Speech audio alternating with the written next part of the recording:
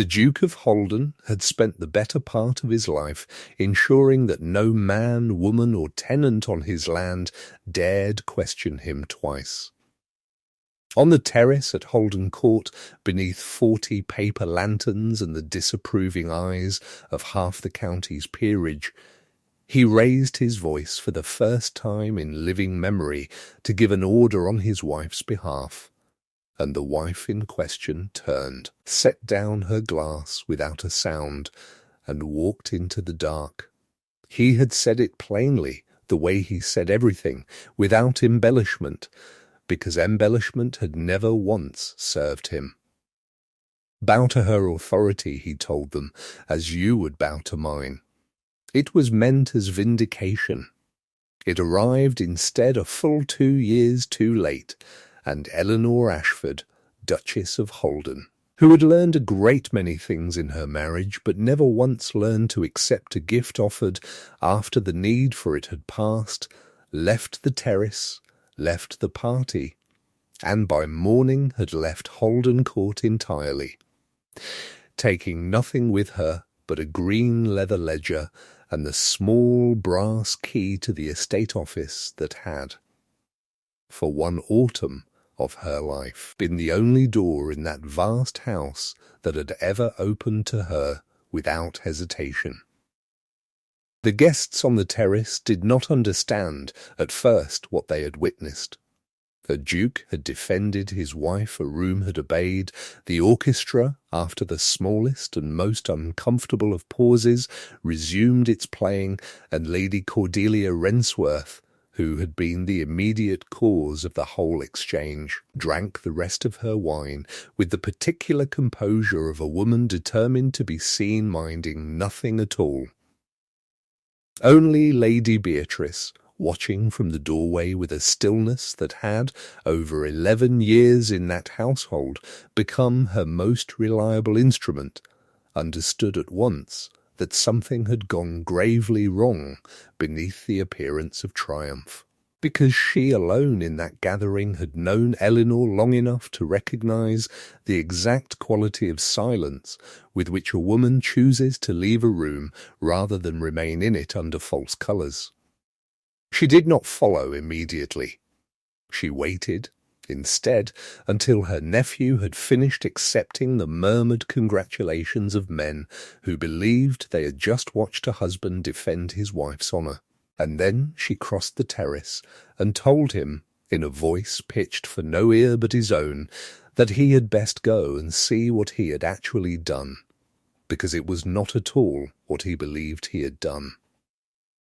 To understand why a woman would walk away from the very vindication she had spent 2 years wanting, one must go back to the beginning, to a boundary wall in disrepair, and a girl who had never once, in the whole of her life, thought to wait for anyone's permission to mend it.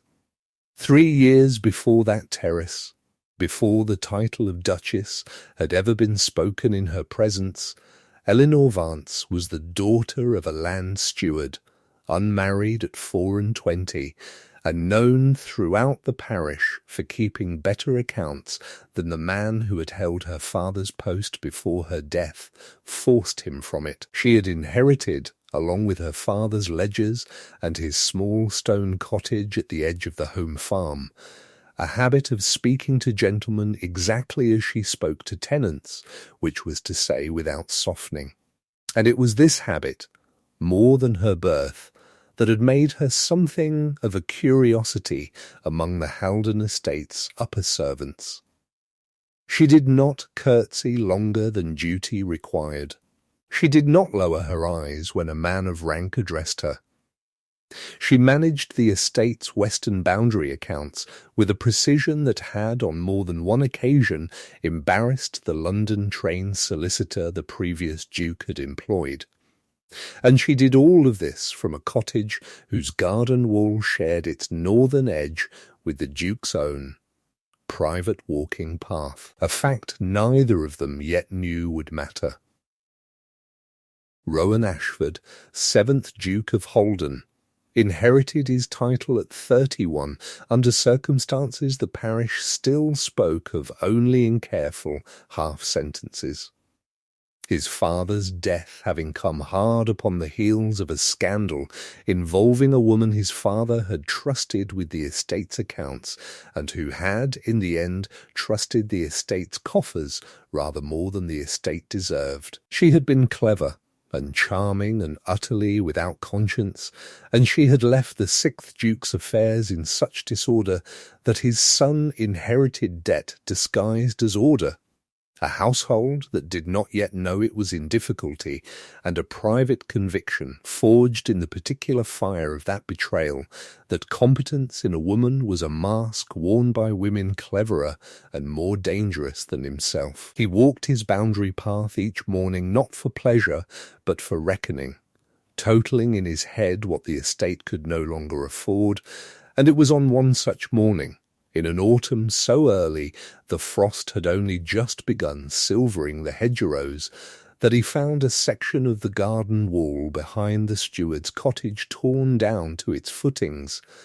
and a woman on her knees in the wet grass, resetting the stones herself. He did not recognize her. That was, later, the detail that shamed him most in the retelling. That he had stood over her for the better part of a minute, forming a reprimand about tenants who took the estate's boundaries for their own quarry, before he understood she was not a tenant helping herself to stone, but the very steward whose ledgers he had signed without reading not 4 days prior. "You'll want a mason for that," he said instead, because pride required he say something, and she did not look up from the stone she was setting. "I want the wall mended before the rain comes," she said, "and the mason is 3 days distant and costs 4 shillings a day, and I am neither." He asked, because he could not help himself, who had given her leave to do the estate's labour with her own hands, and she answered, finally rising, wiping her palms on her apron with the unhurried economy of a woman who had never once needed an audience to feel finished, that the wall had been falling for a fortnight and no one else had come to mend it, and she had grown tired of waiting to be told she might. "You might have sent word to the house," he said. "I did," she said, 3 times. "The letters are in the estate office, filed under matters unattended, should your grace ever care to read his own correspondence." It was the first time in 11 months that anyone at Holden Court had spoken to Rowan Ashford as though his rank were a fact about him and not an argument to be won, and he found, to his own considerable irritation, that he had nothing to say to it. He returned the following morning, ostensibly to inspect the wall, though the wall required no further inspection than the sound of his own boots could have provided from the path. She was there again, this time with the estate's ledgers spread across a plank set on 2 barrels, and when he asked, with the particular coldness he reserved for accusations he had not yet decided to make, why the Western pasture accounts showed a deficit his father's solicitor had never reported, she turned the ledger to face him and answered the question before he had finished framing his suspicion. The deficit, she explained, predated her father's death by 3 years, had been quietly absorbed into a neighbouring column each quarter by a solicitor who billed the estate for services he did not render, and she had documented the pattern herself in the margins, in a hand so careful it might have been engraved. "You suspected me," she said, "not as an accusation, but as a simple observation, watching his face." "I suspected the accounts," he said. "It is not the same thing." "It is precisely the same thing," she said, "when the accounts and I are the only 2 things you have troubled yourself to examine this week." Rowan stood in the cold with another man's theft laid bare in a dead steward's daughter's handwriting and understood, with the particular vertigo of a man realizing he has misjudged someone badly. that he had spent a week suspecting the wrong woman entirely. He did not apologize.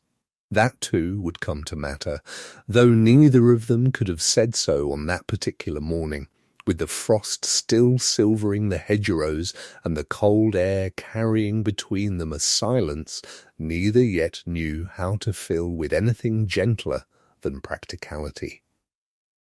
He thanked her, stiffly, for her diligence, and rode back to the house already composing the letter that would end the solicitor's employment,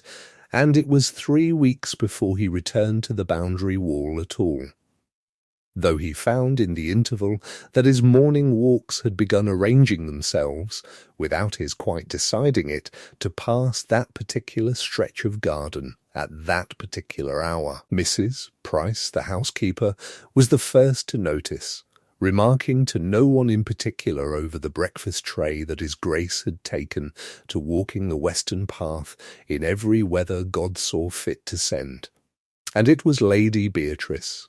the Duke's aunt and the only relation who had ever dared tease him, who noticed second and said rather more. Lady Beatrice had come to Holden Court a widow 11 years prior, and had stayed, ostensibly to manage the household, actually because she had grown fond of being the one person permitted to speak plainly to a man everyone else addressed as though he might shatter. She found her nephew one evening standing at the study window with the lamp unlit and his gaze fixed on the small warm glow of a candle burning in the steward's cottage a quarter-mile distant. And she said, without preamble, that a man did not stand in the dark watching another household's lamp unless something in his own house had gone unlit. Rowan told her, with the particular defensiveness of a man caught in a truth he had not yet admitted to himself, that he was reviewing the pasture accounts. Lady Beatrice observed that he had been reviewing the same pasture accounts for 3 weeks and had not once sent for the ledger, and left him to his window before he could construct a better lie. It was Lady Beatrice, too, who first said the thing aloud that would shape the whole of what followed, that Rowan had inherited his father's debts and his father's scandal in the same season, and had concluded from both that competence and deceit travelled together in a woman, when the truth, as she saw it, was rather simpler. He had been betrayed once, by someone who had never once earned the trust he gave her freely, and he had not yet learned to distinguish that woman from every woman who might in fact earn it honestly. The escalating encounters that followed were, on their surface, entirely practical. Rowan brought the ledger to the cottage himself, rather than sending a servant, and stayed to watch Eleanor untangle a dispute between 2 tenant farmers over a shared irrigation ditch with a fairness that left both men satisfied and neither triumphant. One farmer, a heavy man named Corliss, who had farmed the eastern rise for 30 years, had come prepared to shout, and found instead that Eleanor let him finish shouting entirely before she spoke a single word, and that when she did speak, she recited back to him, from memory, the exact terms of the water-sharing agreement his own grandfather had signed, terms Corliss himself had forgotten and his neighbour had never known. The dispute was settled in under a quarter hour, and Corliss, walking away, was heard to remark to no one in particular that the new steward,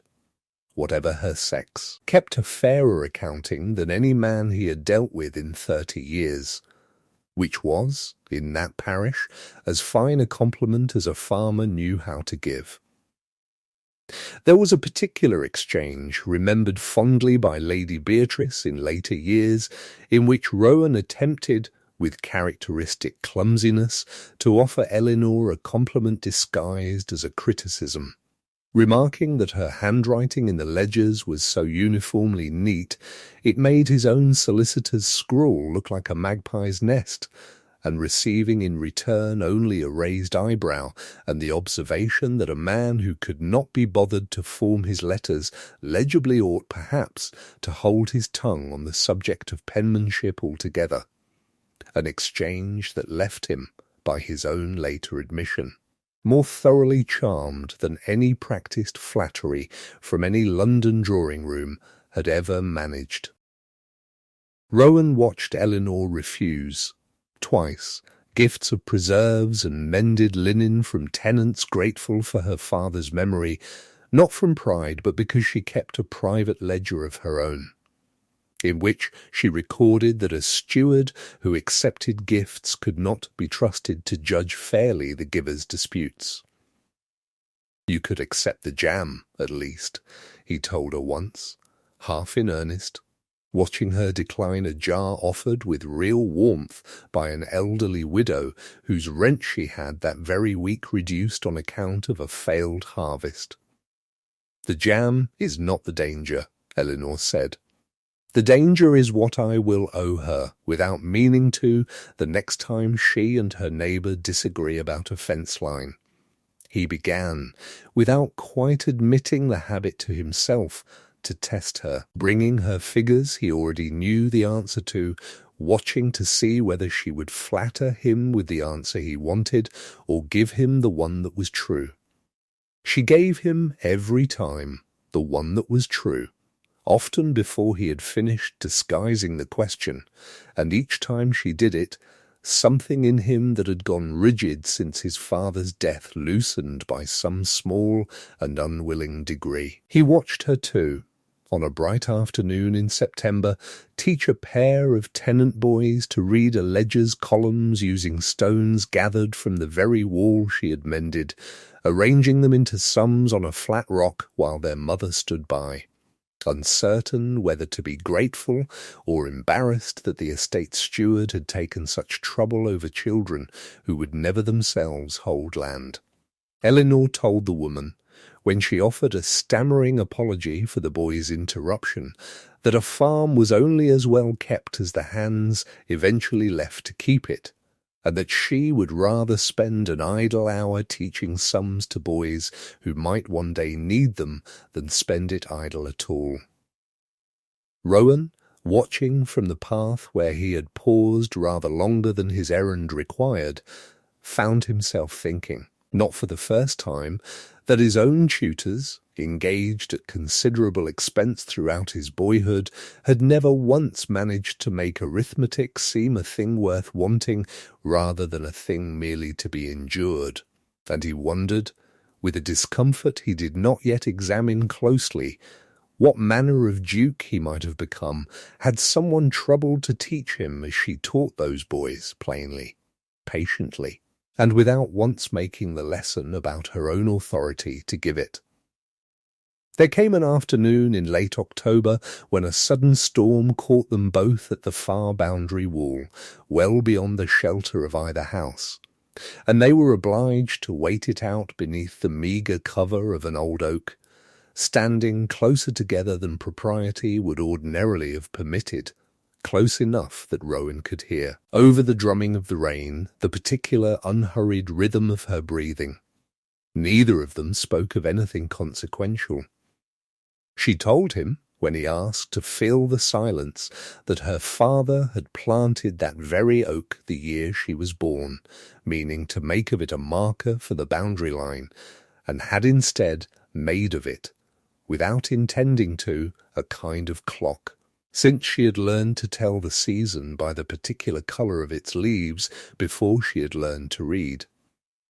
He told her, in turn, more than he had meant to, that he had not walked this particular stretch of the estate in the whole of his boyhood, because his father had considered the home farm beneath a future duke's attention, and that he had only begun to know his own land, in any real sense, since the mornings he had begun walking it beside her ledgers.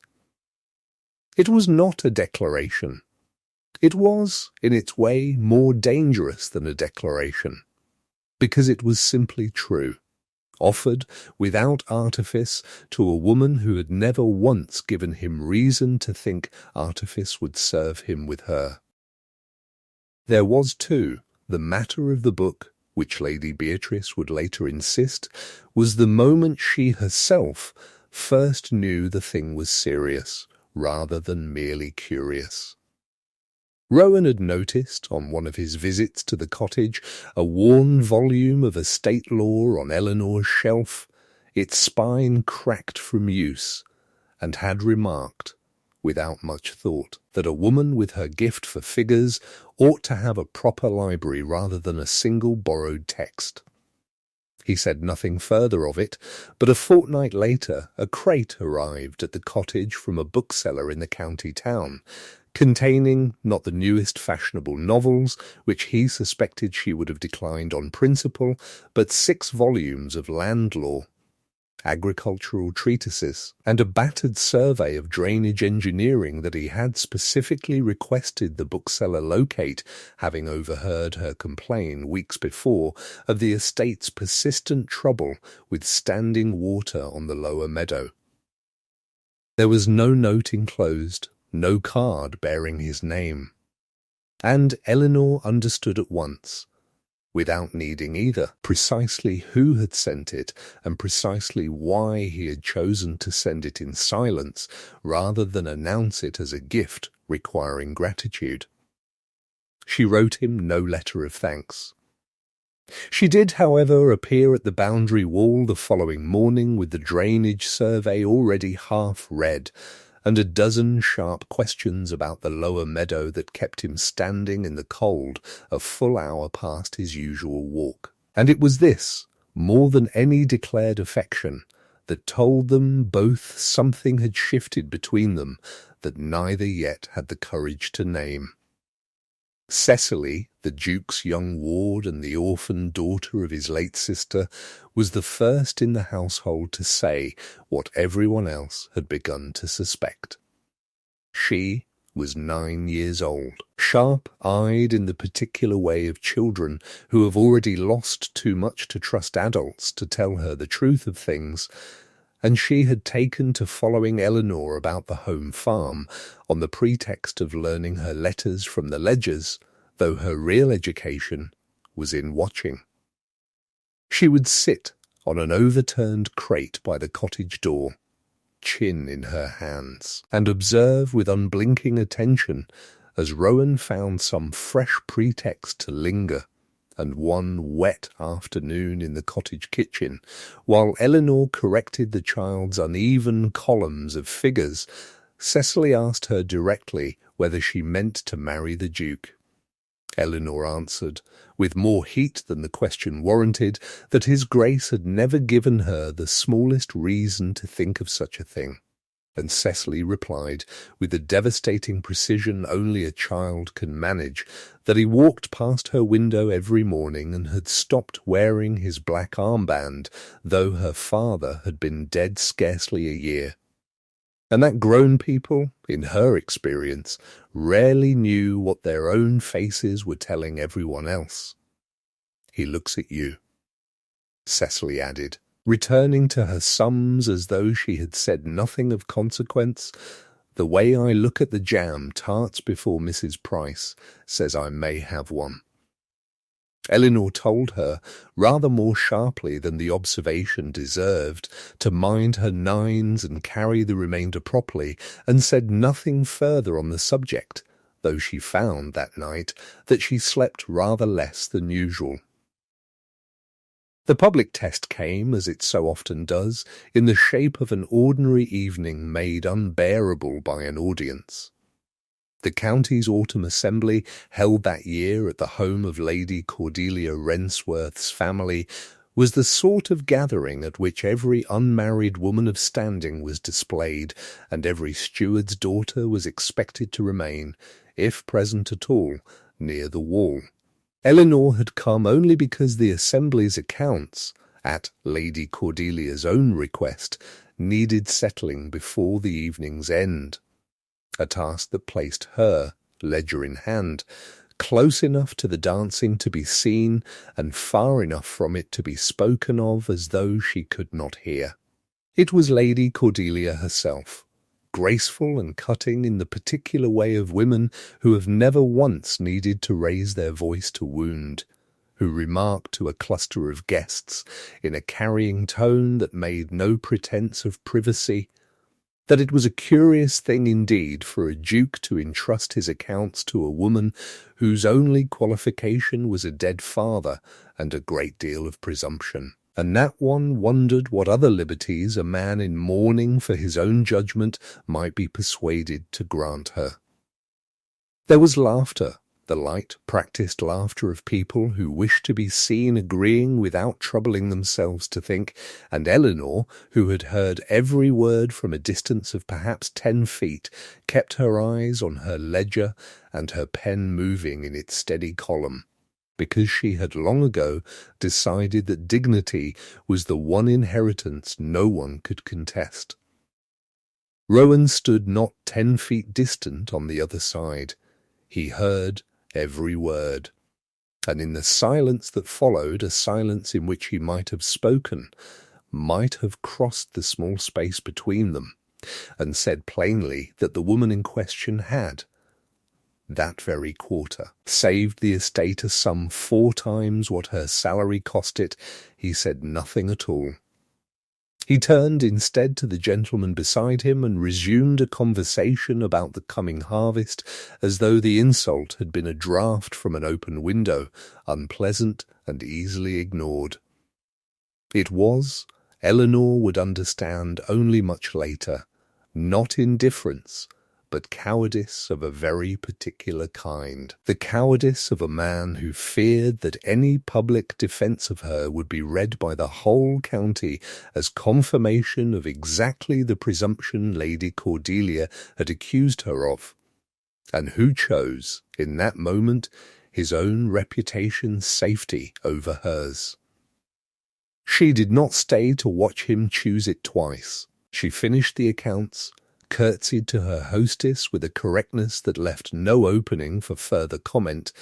and walked the 3 miles home in the cold rather than accept the offer of a carriage, because she would not, that night, accept anything at all from Holden Court. He came to the cottage the following morning and found the door shut against him for the first time since the wall had been mended, and it was Lady Beatrice, arriving uninvited at his study that same evening, who told him plainly what he had done. "You said nothing," she told him, without sitting, without softening the accusation in any way. "That is not the same as doing nothing, Rowan. A room heard you say nothing, and a room will remember it as agreement." He answered, stiffly, that he had not agreed with a single word Lady Cordelia said, and Lady Beatrice told him that his private disagreement, held silently in his own breast, had done Eleanor precisely no good at all, in a room full of people who would now feel entitled to repeat the sentiment freely, having watched the one man capable of contradicting it decline the opportunity. "A man who loves a woman only in private," she said, "and abandons her to public judgment, has not yet learned to love her at all. He has only learned to want her where no one can see the wanting."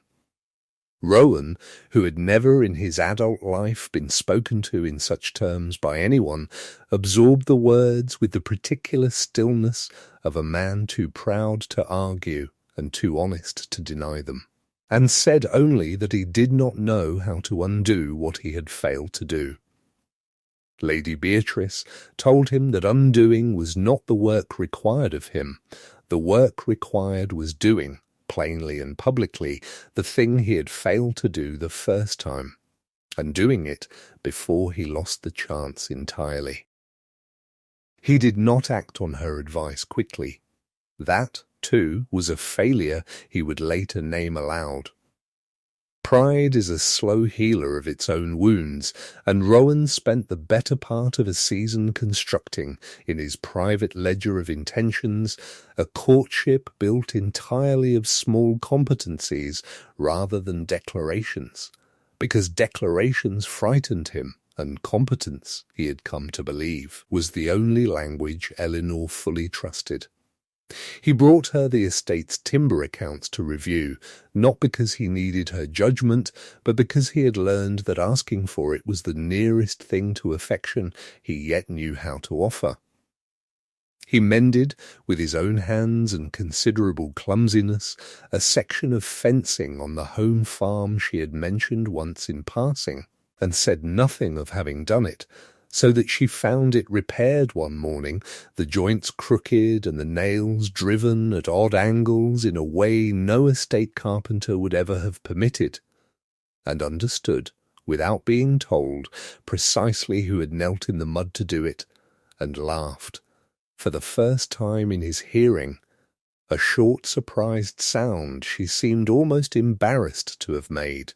He stopped at Cecily's blunt observation that he was doing it wrong, bringing Eleanor gifts disguised as estate business, and began instead simply appearing, on his morning walks, at the hour he knew she would be in the garden, and staying to talk of nothing consequential at all, which cost him, she would later tell him, a great deal more courage than any ledger ever had. It was not enough, and both of them knew it. And it was Eleanor herself who finally said so, on an evening in early winter, when he found her at the boundary wall, not mending stone, but simply standing, her hand flat against the cold rock in the particular stillness of a woman deciding something. She told him, before he could speak, that she had watched him grow gentle with her in private and vanish from her the moment any other person entered the room, and that she had begun to wonder whether the version of him she had come to trust existed only in the hours when no one of consequence was watching to judge either of them for it. "I do not need you to love the parts of me the county already approves," she said. "Anyone could manage that much. I need to know whether you will still know me when someone in a fine room decides I am not worth knowing." She said it without cruelty, which somehow made it land harder than cruelty would have, because he understood she was not accusing him of malice, but of cowardice. And cowardice, unlike malice, could not be argued away as a misunderstanding. He told her, that night, the truth he had not yet said aloud to anyone but Lady Beatrice, that his father's ruin had taught him to fear that trusting a capable woman publicly was an invitation for the world to prove him a fool a second time,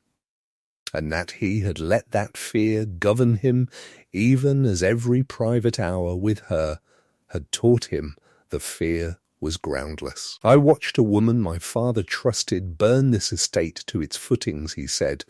"and I told myself afterward that I would never again let a clever woman make a fool of me before witnesses. I did not understand until you that I had built my whole caution around the wrong danger. The danger was never your cleverness. It was my own cowardice, wearing caution as a disguise." He said it plainly, without the polish he usually gave his words, and Eleanor, watching him say it, understood that this was the nearest thing to an apology he had yet managed, and that it was, for a man like him, no small offering. But an offering made once, in the dark, beside a wall no one else would ever see, was not the same as the public reckoning Lady Cordelia's assembly had demanded and never received, and Eleanor told him so. If he could not stand before the same room that had watched her be diminished and say, in the same voice he used for tenants and solicitors and men who owed him money, that she had earned every liberty she had ever taken, then his private tenderness, however real, would remain a thing he practised only where it cost him nothing. He asked her to marry him 3 weeks later in the estate office, with the green ledger open on the desk between them and no one else present to witness it, and she said, before she gave him her answer, that she would not marry a man who intended to keep his regard for her a private accounting, entered only in ledgers no one else was permitted to read. He promised her, and meant it as fully as he had ever meant anything, that the next public room they stood in together would hear him say plainly what he had failed to say at the assembly. And it was on the strength of that promise,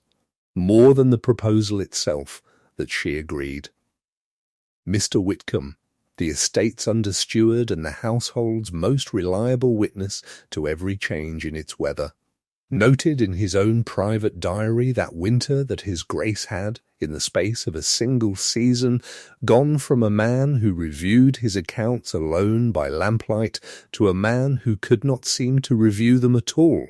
unless Miss Vance sat across the desk from him, and added, with the dry understatement that was his particular gift, that the estate's finances had never in his memory been in better order,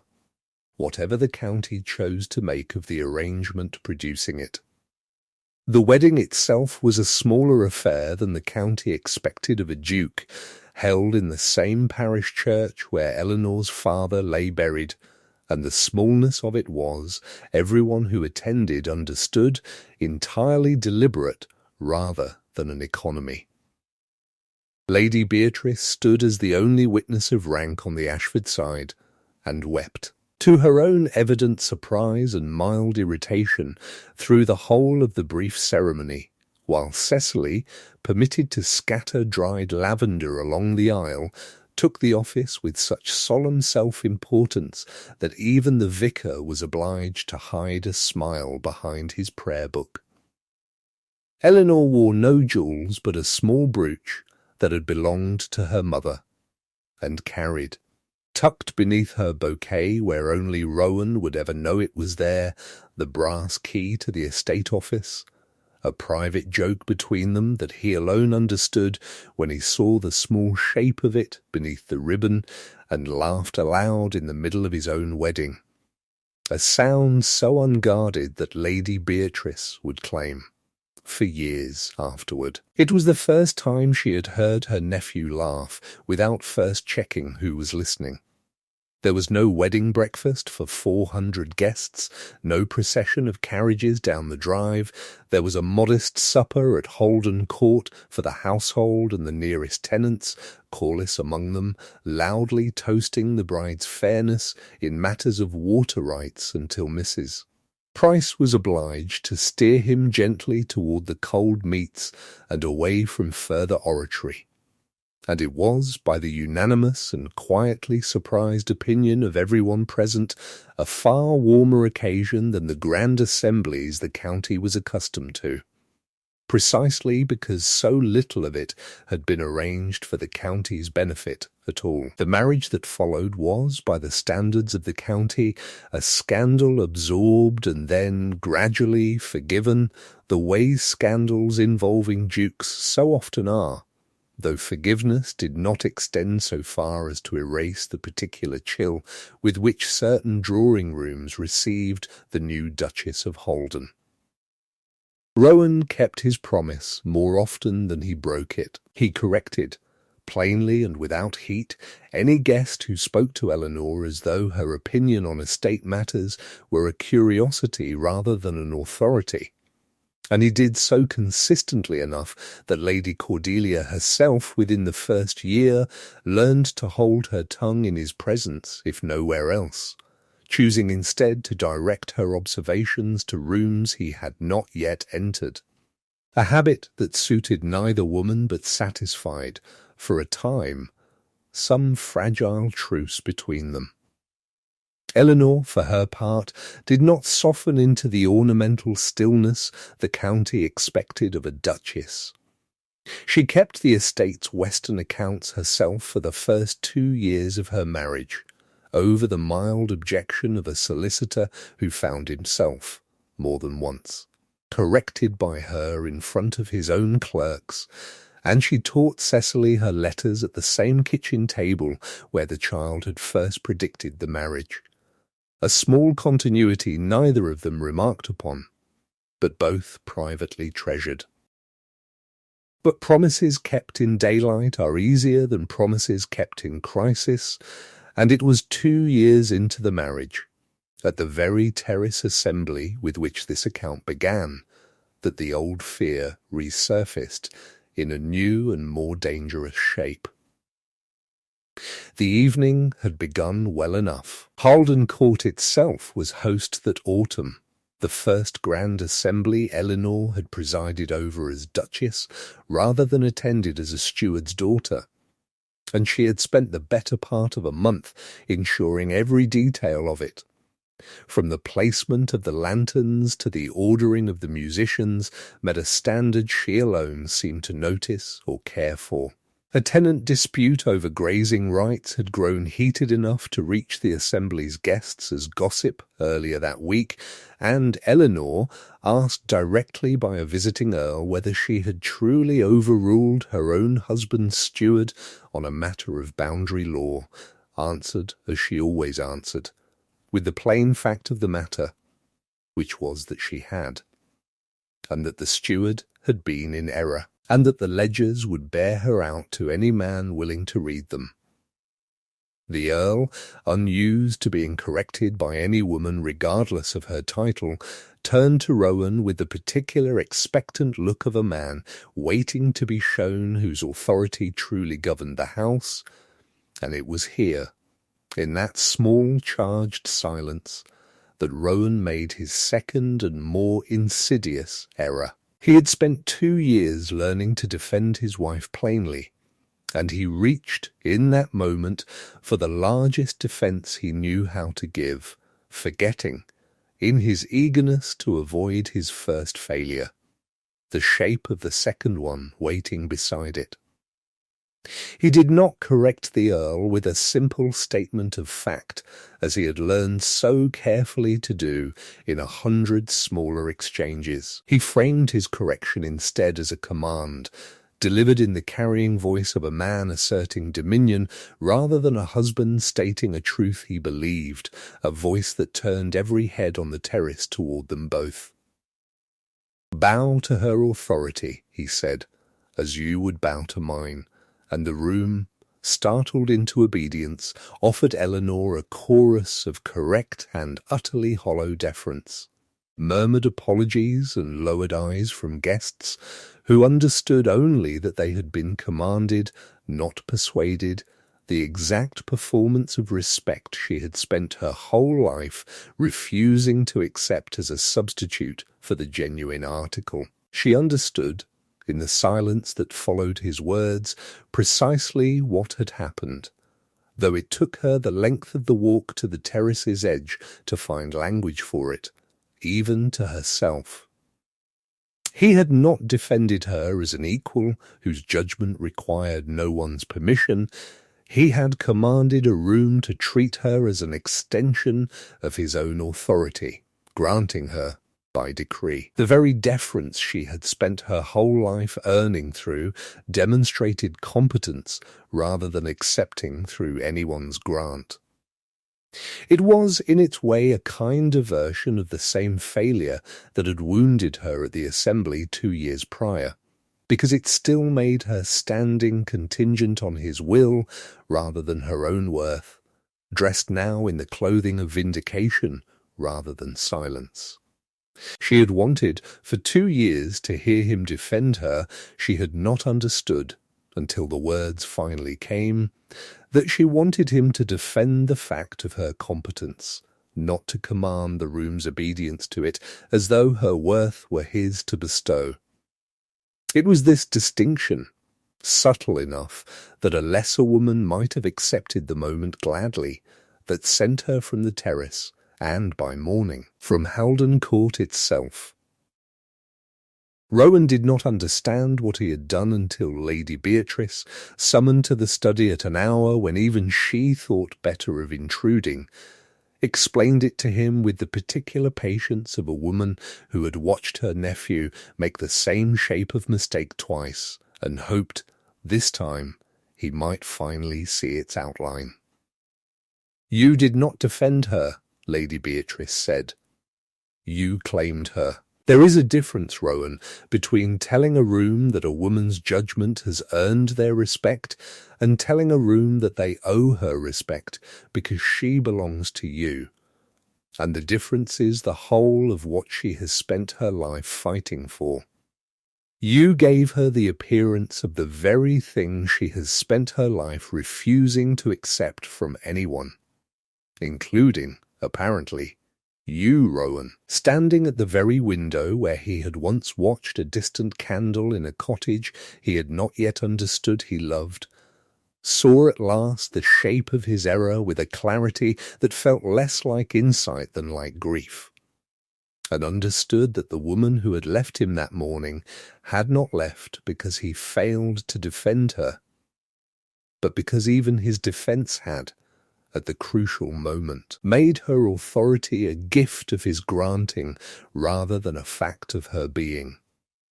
He found her 3 days later, not at the cottage, which stood empty and cold with its garden gate latched from the outside, but at her father's grave in the small churchyard at the edge of the parish where she had gone. She told him when he finally spoke, because it was the one place in the county where no one's opinion of her had ever mattered, including, until that week, his own. The day was grey and still, the kind of stillness that follows a hard frost, and he stood some distance from her for a long moment before approaching, because he had learned, finally, something of patience. He did not approach with an apology prepared, because he had learned, too, that prepared apologies were their own kind of performance, and he told her instead, standing at a careful distance in the cold, the plain truth of what Lady Beatrice had shown him, that he had spent 2 years learning to speak in her defence, and had never once learned to simply believe her authority required no defending at all, that his need to command the room's respect for her had been, in the end, still about his own comfort rather than her standing, a final unwillingness to trust that her worth could exist and be recognised without his voice underwriting it. Eleanor listened to the whole of it without interrupting, which had never been her habit, and when he finished she told him, with the particular steadiness of a woman who had rehearsed the words during 3 sleepless nights, that she had not left because his declaration was cruel, but because it was, even in its kindness, still a declaration made about her rather than beside her. Still a room deferring to a duke's command rather than recognising a duchess's judgment on its own merit, and that she did not know any longer whether such recognition was a thing this world would ever grant a woman like her without a man's voice compelling it. "I have spent my whole life being correct," she said, "and correct has never once been enough on its own to earn me a hearing. I thought, perhaps, if I married well enough, correct might finally be sufficient. I have learned instead that I merely traded one kind of unheard for another, dressed now in silk." It was the first time in the whole of their acquaintance that she had admitted, aloud, to doubting whether her own worth could stand unaided in the eyes of people who had never wanted to see it, and Rowan understood that this admission, far more than any accusation, was the truest vulnerability she had ever offered him. He told her then the thing he had not said even to Lady Beatrice, that he did not fully believe the world would grant her that recognition either, that he had watched rooms full of titled men dismiss cleverer women than himself for the whole of his life, and had no honest confidence the county's opinion would ever reform itself simply because it ought to. "I cannot promise you the world will be fair," he said. "I have never once seen it manage fairness for long. But I can promise you I will stop pretending my voice is the thing that makes you worth hearing. You were worth hearing at a plank table on 2 barrels, in the mud, before I had troubled myself to learn your name. You have never needed my defence to be what you already are. You needed, only for me to stop being ashamed of what everyone else might think of me for seeing it. He told her this was precisely why he had spoken as he had on the terrace, not because he believed she needed his authority to validate her own, but because he had not yet found the courage to trust that his silence, offered as respect rather than command, might be enough, and that he understood now, standing in a churchyard with his wife's grief for her father still fresh around them both, that the courage she required of him was not louder defence, but quieter faith. A willingness to let her stand and be judged on her own account, even when the judgment might, unjustly, go against her. Because that risk, borne honestly, was the only form of trust that did not still, in the end, make her authority a thing he granted rather than a fact he simply recognized. It was not a grand declaration. There was no speech, no single sentence that resolved 2 years of misjudgment into instant understanding, and this, too, was in keeping with everything that had come before, because both of them had long ago learned to distrust grandness as a substitute for substance. He asked her simply whether she would come home, not to Holden Court as its Duchess, but to the boundary wall where he had first watched her set stone with her own hands and understood, for the first time in his adult life, that competence and integrity might, in one person, travel together after all.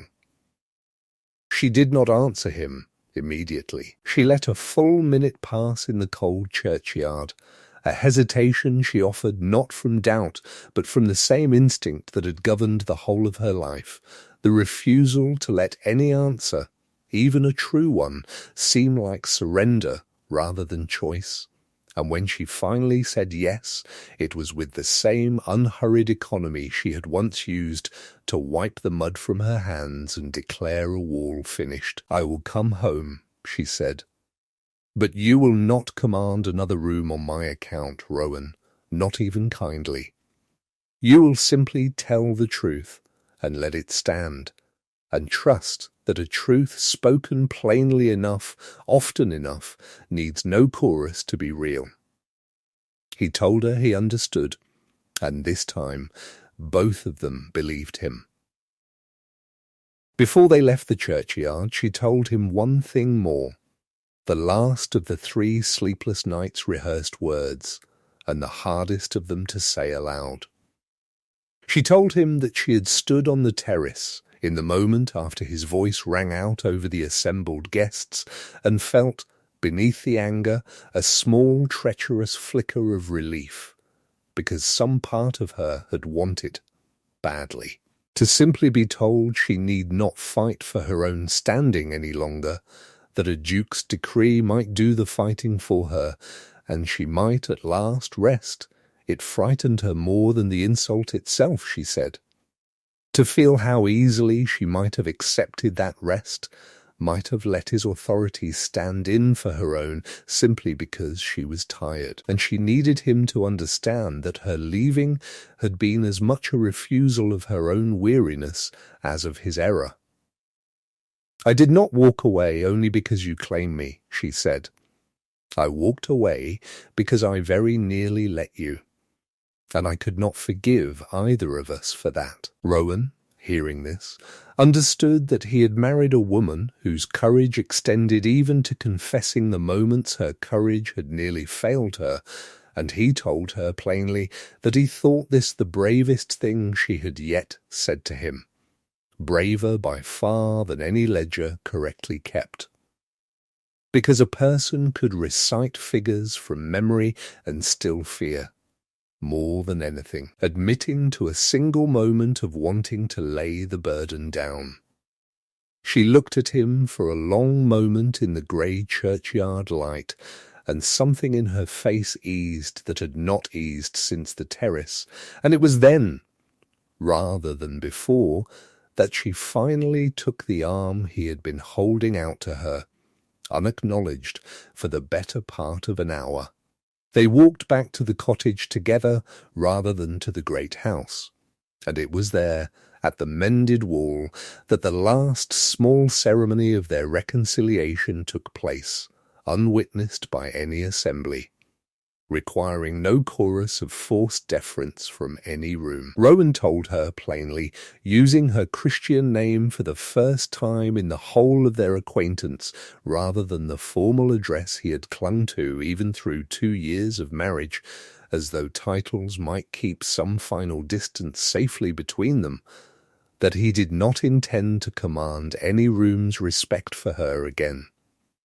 because he had come, finally, to understand that her authority had never once required his voice to make it real, only his willingness to stop mistaking his silence for neutrality and start trusting that the truth of her, spoken quietly and consistently rather than declared, would in time prove itself to anyone worth keeping in their circle at all. Eleanor, he said, and the name seemed to cost him something to say and give him something in the saying, both at once. Eleanor answered him by his given name in turn, a small thing, and yet the whole weight of 2 years' formality dissolved in the saying of it. Rowan, she said, and told him that she had never once needed the county's good opinion, only his honest trust, and that she had finally heard. In the churchyard, the difference between a man performing loyalty and a man who had simply, quietly decided to mean it. The seasons that followed carried the ordinary business of a marriage finally settled into its truer shape. Rowan did not stop correcting guests who spoke carelessly of his wife's judgment, but he learned to do it in the plain voice he used for any fact worth stating, rather than the commanding one that had once cost them both so dearly, a small correction of tone that made all the difference in the world, the way a single degree of temperature separates rain from frost.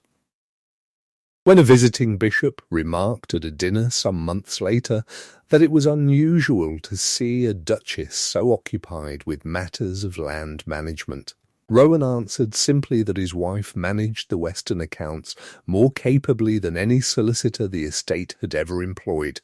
and returned at once to his soup, offering no further comment and demanding no chorus of agreement, and the bishop, finding no argument to be had, changed the subject himself. The county, deprived of the drama of visible conflict, found within a year that it had simply grown accustomed to treating the Duchess of Holden's opinion as a thing worth having, the way water grows accustomed to the shape of whatever channel it is given, without ceremony, without anyone quite remembering when the accustoming had begun. Lady Cordelia, invited eventually to stand as godmother to the Ashfords' first child, offered at the christening a toast so warmly worded that Lady Beatrice remarked afterward, with her customary dryness, that scandal and its subjects so often ended as the closest of friends, having exhausted every other possible relation to one another in the trying. Eleanor herself never fully forgot the words spoken at that first assembly, and did not pretend, even to Rowan, that she had forgiven them entirely, but she found, in the years that followed, that she had grown less interested in Lady Cordelia's opinion than in the small daily proofs of her husband's changed conduct, which mattered to her rather more, in the end, than any single woman's regard. The estate itself prospered in a manner the county found difficult to attribute wholly to fortune. The drainage works on the lower meadow, undertaken at Eleanor's insistence and financed, in part, by the very savings her early corrections to the pasture accounts had recovered, transformed 30 acres of persistently sodden ground into some of the finest grazing land in the parish within 4 years, and Corliss, grown old and considerably mellowed, took to bringing a jar of preserves to the great house each harvest season, specifically because he knew the Duchess would, by long habit and long friendship now, rather than professional caution, finally accept it. Rowan found, to his own quiet astonishment, that he had become a duke rather better regarded by his tenants than his father had ever been. Not through any grand design, but through the accumulated weight of small fairnesses, most of which he had learned, he freely admitted when Lady Beatrice teased him on the subject,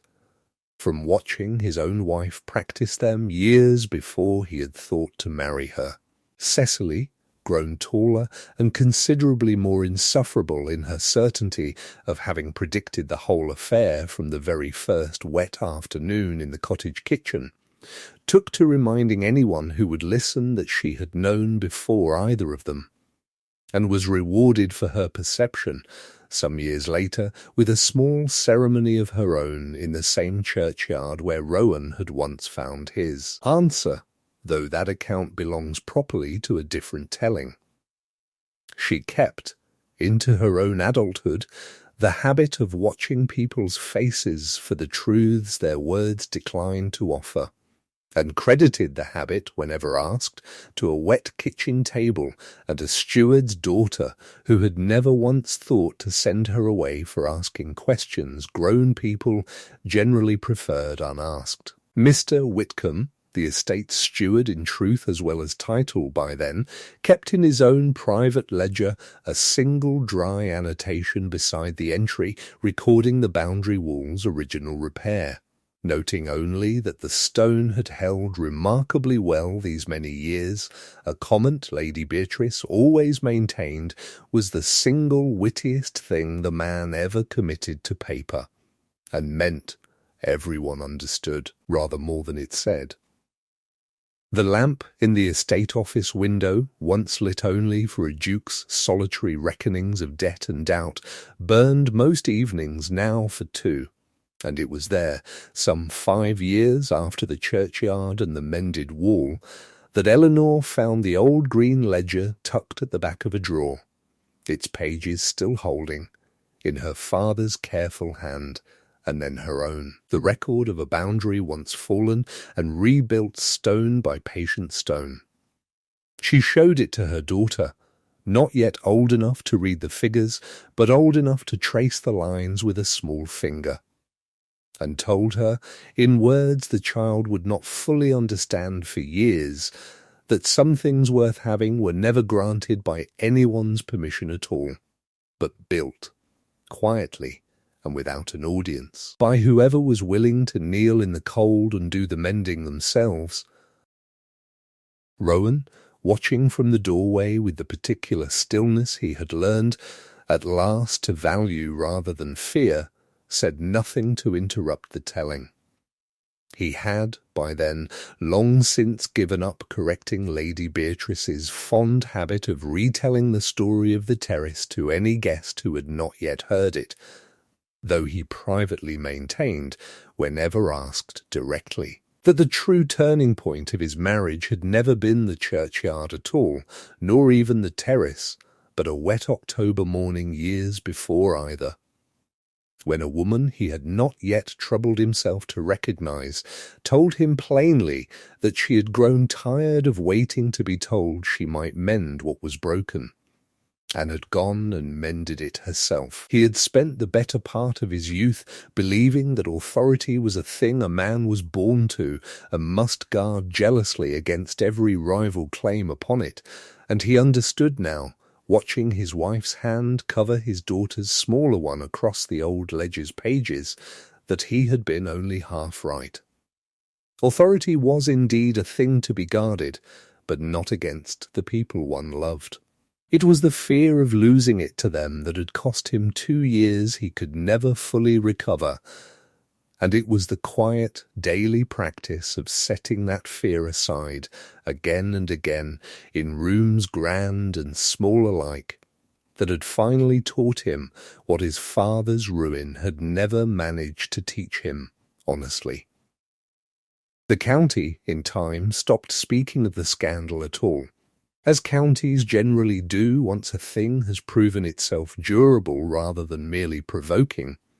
and the Duchess of Holden's Western accounts became, within a decade, something visiting solicitors were quietly instructed to study before daring to offer the estate their services, a reputation Eleanor accepted with the same unhurried economy with which she had once accepted the completion of Amended. Wall, no more pleased by the praise than she had been wounded by its absence. She kept, to the end of her life, the small brass key that had once opened the estate office to her when no other door in that great house would, and wore it on quiet evenings, on a thin chain beneath her collar, not from sentiment alone, but as a private reminder, worn close enough to be felt rather than seen, that the door a person opens for themselves is always in the end more truly their own than any door another person, however loving, however dukely, might choose to hold open on their behalf. Rowan understood the meaning of it without ever once being told, which was by then precisely the kind of understanding the two of them had spent the whole of their marriage learning to offer one another. And it was, of all the small authorities either of them had ever claimed or been granted, the one neither would have traded for a room full of beaux. However loudly, however lovingly, however finely and formally a duke might ever choose to command them.